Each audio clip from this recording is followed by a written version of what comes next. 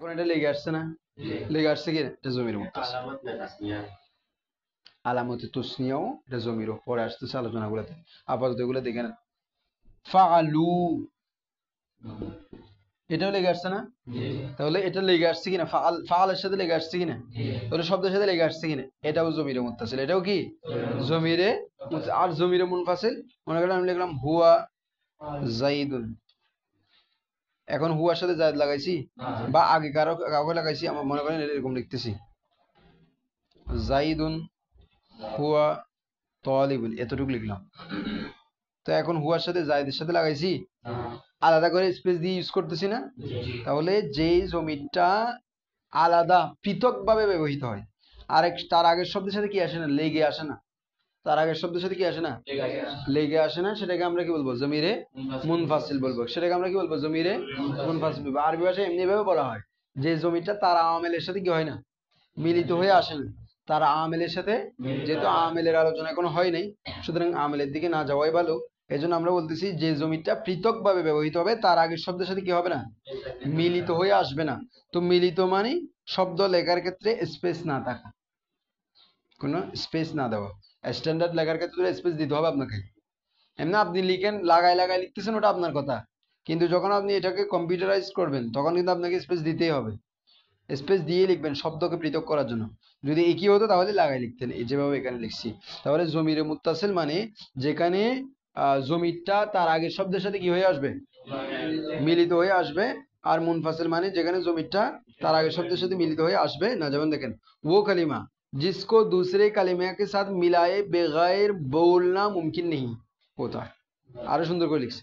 জমিরে মুত্তাসিল মানে বলছে ওই জমির, जिसको যাকে, दूसरे कलिमा के साथ, दूसरे कलिमा के साथ অন্য একটা কালিমার সাথে, মিলায়ে বেগাইর মানে মিলানু ব্যতীত, মিলানু बोलना मुमकिन नहीं होता, বলা কি হয় না? মুমকিন। তো নেহি হোতা মূলত হচ্ছে নেহি হোতা হ্যাঁ, নেহি। তাহলে কোন বাহাস কি হবে? হোতা है, কোন বাহাস হবে? হাল। তাহে আছে না? হোনা থেকে হোতা है, তাহলে নেহি হোতা। এখানে হেটা আনে নেই কিন্তু, এটা আমি আগেও বলছি, এটা অনেক সময় মাহজুব রাখা হয়। নেহি হোতা হ্যাঁ, নেহি হোতা। তাহলে এটা নফি ফেলে হাল মারুফ, নফি ফেলে হাল মারুফ। আচ্ছা, ওইদিকে আলোচনায় আমি একদিন যাব ইনশাল্লাহ। যেই বাকি বাহাসগুলো আছে ওগুলো নিয়ে আলোচনা করে দিব। মুমকিন মানে সম্ভব, সম্ভব নয়, সম্ভব। তাহলে দেখেন এই যে আলিফটা আছে না, এটাকে আপনি মিলানো ব্যতীত আলাদা করে পড়লে এটা কোনোদিন জমিরও হবে না। ফাআলা এরকম করে পড়তে হবে। আলিফটা আলাদা করে লিখতে পড়তে পারবেন? বললাম ওয়াওটা পড়তে পারবেন আলাদা করে? তাহলে বলনা মুমকিন নেই হচ্ছে। হ্যাঁ কই, এখানে কই আলিফ আলাদা করে লিখছি? হ্যাঁ ওয়াওয়ের পরে আলিফকে কখন আমি জমির বলছি? এটা রসমখাত হিসেবে আছে, ওই যে ওদিনও বলছি। আর আলাদা করে কই লিখছেন আপনি? এটা লাগাই লিখছি না। এটাকে আলাদা করে পড়তে পারবেন? আলিফকে আলাদা করে পড়তে পারবেন? ওয়াওকে আলাদা করে পড়া যাবে? এই আলিফকে আলাদা করে পড়া যাবে? এগুলো তো মিলাই পড়তে হবে আপনাকে। ফাআলা পড়ছেন না, আলিফ দিলে শুধু পড়তে পারবেন ওটাকে। এই জন্য বললাম মুমকিন নেই। আর এটা এই যে পৃথক, এটাকে পৃথক বলে না। এটা তো লাগাইতে পারেন না যে আমি বলছি স্পেস থাকতে হবে, স্পেস আছে। আর আলিফটা এখানে জমির না, এটা রসমখাত হিসেবে আনছে, ওয়াওটা হচ্ছে জমির। তারপরে দেখেন ইসকি দো কিসমে হ্যাঁ, এই যে জমিরে মুত্তাসিল আছে না, সেটা কয় প্রকার আবার? দুই প্রকার। আচ্ছা, সেটার আগে আমরা জমিরে মুনফাসিলটা পড়িনি। জমিরে মুনফাসিলটা,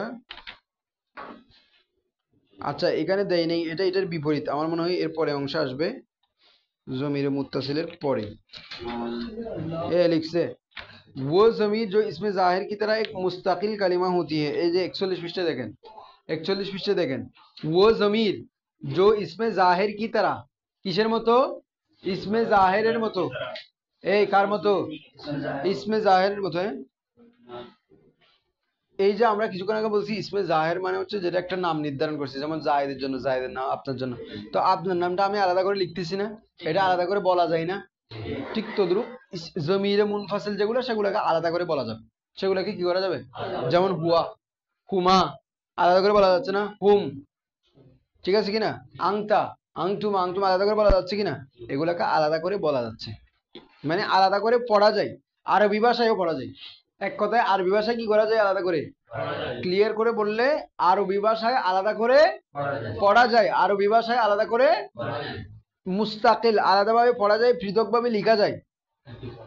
আলাদাভাবে পড়া যায়, তাড়াতাড়ি ঢুকেন, আলাদাভাবে পড়া যায়, ওইদিকে পিছনে চলে যান, পিছনে চলে যান না। আলাদাভাবে পড়া যায়, পৃথকভাবে লেখা যায়। আলাদাভাবে পড়া যায়, পৃথকভাবে লেখা যায়, মানে আরবি ভাষায় পড়া যায়। ওটা এটা বারবার বলতেছে, আরবি ভাষায় পড়া যায়, পৃথকভাবে সেটাকে আমরা বলবো জমিরে মুনফাসিল। টেবিল লাগবে না, লাগলে তাহলে দিন আপাতত ভেজাল হয়ে যাবে। আস্তে আস্তে, হ্যাঁ। আলাদাভাবে পড়া যায়, পৃথকভাবে পড়া যায় বলতে আরবি ভাষায় পড়া যেতে পারে। যেমন আপনি বলেন ফাল তা, এই তাটাও জমির। এখন আপনি বললেন তাটা পড়া যাচ্ছে, কিন্তু তাটাকে আরবি ভাষায় আলাদা করে পড়া হয় না। তাটাকে আলাদা করে ফাল তা, তাটা কি জমির, তাটা কি জমিরে মুত্তাসিল, জমিরে জমিরে লেগে আসছে না, ফালের সাথে লেগে আসছে না। এটা বলতেছি না, এখন কি বলতেছি আপনাকে, যে সেটা পড়া যায় কিন্তু আরবি ভাষায়, আরবি ভাষায় পড়া যায় না, মানে আরবি ভাষাভাষীরা পড়েন ওটা, আপনি শুধু উচ্চারণ করতে পারলে হবে না। সেটাকে আরবি ভাষাভাষীরা শুধু তা তা শুধু পড়ে না, ওরা শুধু আপনি হরকত দিয়ে পড়তে পারলে হবে না, ওই লুগতের ভাষাভাষীরা তাটাকে আলাদা করে এরকম করে পড়ে, ওদেরকে পড়তে হবে এরকম। তুমা আছে আপনি পড়তে পারতেছেন, কিন্তু ওটা আরবি ভাষাভাষীরা পড়ে না। তার মানে জমিরে মুত্তাসিল মানে হচ্ছে যেটাকে আলাদা করে পড়াও যায় না, আলাদা করে লিখাও যায় না, মানে লিখো না ওরা, এটা মুত্তাসিল ভাবে লিখতে হবে, আরেকটা শব্দের সাথে মিলিত হয়ে আসবে, সেটা আরেকটা শব্দের সাথে মিলিত হয়েই পড়বেন। তুমাকে ফালের সাথে পড়বেন, দরবের সাথে পড়বেন, দরব তুমা, ফাল তুমা, নাসর তুমা, আলাদা করে পড়া যাবে না। কিন্তু মুনফাসিল যেটা, সেটা আলাদা করে লিখাও যাবে, আলাদা করে পড়াও যাবে। গেল। এবার আসেন মুত্তাসিল যেটা, সেটা হচ্ছে কয় প্রকার? দুই প্রকার। আমরা আসতেছি যে ফেলের মধ্যে যেটা আলিফে তুসনিয়া আছে, সেটা তুসনিয়া কেমনে, জমির কেমনে, সেই আলোচনা আসবে। এবার আসেন যে জমিরে মুত্তাসিল, সেগুলো আবার দুই প্রকার। একটা হচ্ছে মুস্তাতার,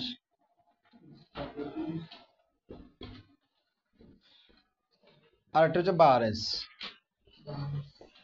जमीर मुस्ततर, जमीर बारिज, जमीर मुस्ततर इस्तितार किया गया, जिसको महजूफ किया, पूशीदा किया गया।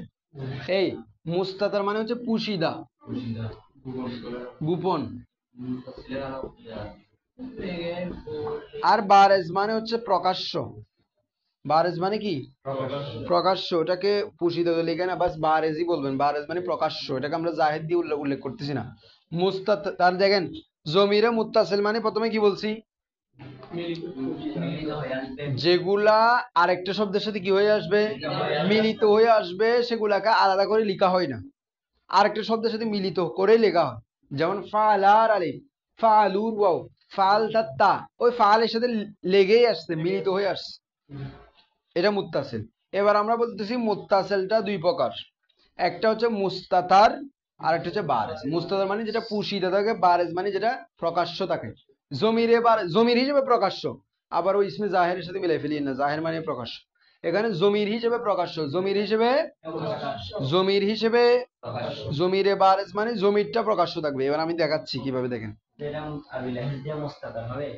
হ্যাঁ মুস্তাতার, মুস্তাতার পড়বেন, যেটা মফুল ইসম, মুস্তাতির বলে ইসমে ফাইল। মুস্তাতির মানে যে লুকায়িত রাখছে, আর মুস্তাতার মানে যাকে লুকানো হয়েছে। পুশিদা লিখছেন এখানে, ইসমে মফুল ইস্তিকা করছে না, পুশিদান থেকে। দেখেন ফাআলা অথবা ইয়াফআলু, অথবা এখানে লেখেন নাসর, ইয়াংসুরু, অথবা লেখেন আংসুরু। দেখেন আমি বলি, এই ফাআলার মধ্যে একটা জমির আছে, জমিরে মুত্তাসিল। কি কি? ফাআলার মধ্যে একটা জমির আছে, জমিরটা কি? জমিরে মুত্তাসিল, কিন্তু সেটা মুস্তাতার। বলতেছি তো আজি, ফাআলার মধ্যে একটা জমির আছে, সেটা কি? জমিরে। এই জমিরটাকে বলা হয় জমিরে মুস্তাতার। আর একটা লিখলাম মনে করেন, নাসর, নাসরু। এখন দেখেন জমিরে মুত্তাসিল কিন্তু সেটা মুস্তাতির। এবার মুস্তাতির কাকে বলে সেটা দেখেন। মুস্তাতির বলা হয় ওই জমিরে মুত্তাসিলকে, মুস্তাতির বলা হয় ওই জমিরে যাকে উচ্চারণ করাই যায় না, যাকে উচ্চারণ মানে কিছুক্ষণ আগে বলছিলাম যে আরবি ভাষাভাষীরা উচ্চারণ করে না, বলে না। আপনি করতে পারতেছেন, আপনি, কিন্তু আরবি ভাষাভাষীরা, আমরা বলছিলাম না কিছুক্ষণ আগে যে জমিরে মুত্তাসিল মানে ওই জমির যেটাকে আরবি ভাষাভাষীরা আলাদা করে উচ্চারণ করে না, মানে আলাদা করে ওটাকে বলা মুমকিন না, সম্ভব না। যেমন ফালতা তাটাকে আরবি ভাষাভাষীরা শুধু তা বলে না, তা করে আলাদা করে ব্যবহার নেই ওটার। এটা একটা বলছি কি না, সেটা বলছি শুধু জমিরে মুত্তাসিলের জন্য যে ব্যবহার করে না।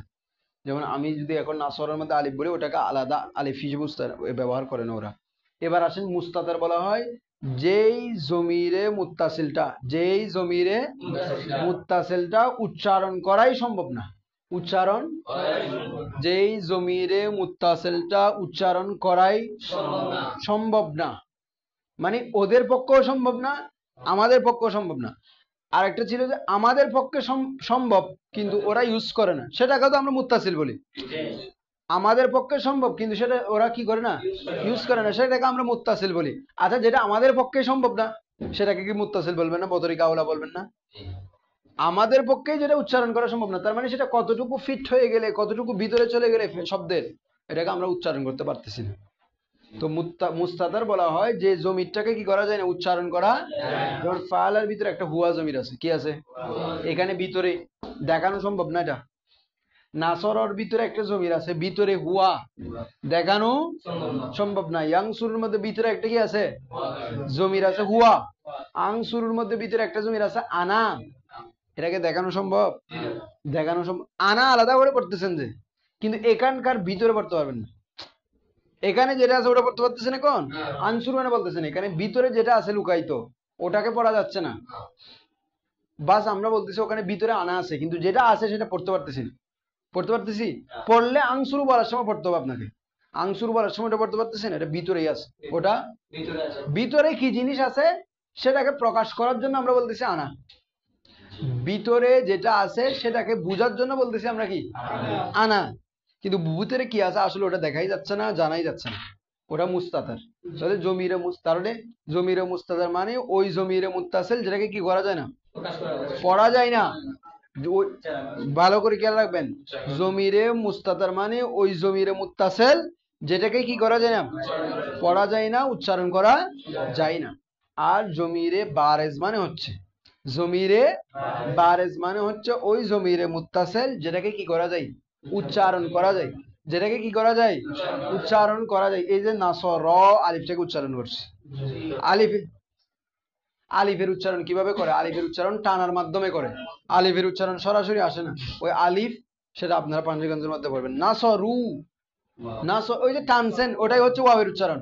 এই টানছেন ওটাই হচ্ছে কি, এখানে যে টানছেন আপনি একটু করে, এটাই হচ্ছে কি ওয়াওয়ের উচ্চারণ। এখানে যে টানছেন ওটাই হচ্ছে কি আলিফের উচ্চারণ। আলিফ এবং ওয়াওয়ের জন্য স্বতন্ত্র কোনো উচ্চারণ নাই, আলিফ এবং ওয়াও কাজ করে হচ্ছে টানার কাজ, ওয়াও উচ্চারণ করা যায় না। এখানে আমি বলছি ওয়াওয়ের উচ্চারণটা হচ্ছে এটাকে দীর্ঘ করে পড়াটাই ওয়াওয়ের উচ্চারণ। যদি আচ্ছা উচ্চারণ নাই করতেছেন তাহলে পড়েন তো দেখি, ওয়াও ছাড়া পড়েন তো, তো পড়তেছেন তো না, সরু পড়লে ওটাও তো উচ্চারণ করছেন না, তো টানাটা একটু উচ্চারণ না, আপনি লম্বা করে টানতেছেন, ওটা উচ্চারণের অংশ না, মুখ দিয়ে বেরোচ্ছে না, তালাফুজ হচ্ছে না, লফজ না, তো টানতেছেন কেমন আপনি, টানতেছেন কার মাধ্যমে, ওয়াওয়ের মাধ্যমে না।